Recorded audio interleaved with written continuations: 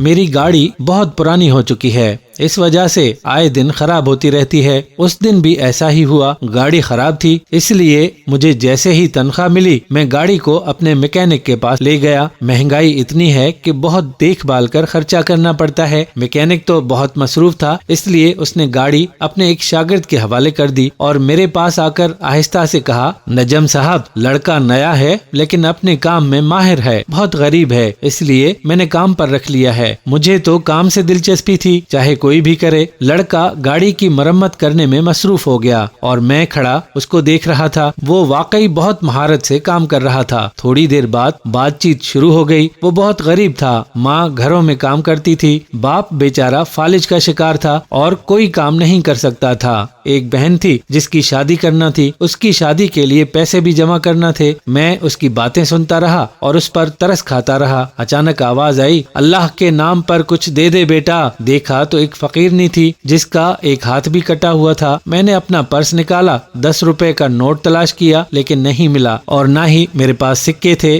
معاف کرو اماں، میں نے کہا اور سوچنے لگا کہ میں تو خود مہنگائی کا مارا ہوں، میں زیادہ پیسے بھیک میں نہیں دے سکتا۔ فقیرنی اداس ہو کر آگے بڑھ گئی۔ میکینک لڑکے نے جب اسے جاتے دیکھا تو آواز دے کر روکا، اماں رکو۔ فقیرنی ٹھہر گئی اور لڑکے نے جلدی سے اپنی جیب سے 50 روپے کا نوٹ نکال کر فقیرنی کے حوالے کر دیا۔ فقیرنی خوش ہو گئی اور اس کو دعا دیتی ہوئی وہاں سے چلی گئی۔ میں اس غریب میکینک لڑکے کو حیرت سے دیکھنے لگا۔ 50 روپے کا نوٹ، اف، 50 کا نوٹ تو میرے پرس میں بھی تھا لیکن میں نے فقیرنی کو نہیں دیا۔ وہ غریب میکینک لڑکا بہت سخی نکلا۔ غریب ہونے کے باوجود اس نے بوڑھی فقیرنی کی مدد کی۔ صاحب، بیچاری بوڑھی ہے، ایک ہاتھ بھی نہیں ہے، اس عمر میں کوئی کام بھی نہیں کر سکتی۔ لڑکے نے مجھے دیکھ کر کہا۔ میں لڑکے کی بات سن کر حیران ہو رہا تھا۔ مجھ جیسے لوگ اپنے اوپر ہزاروں روپے خرچ کر دیتے ہیں لیکن اگر کوئی مانگ لے تو 5-10 روپے سے زیادہ پیسے نہیں دیتے۔ مجھے لڑکے کی سخاوت پر فخر ہونے لگا اور اپنے آپ سے شرمندہ ہونے لگا۔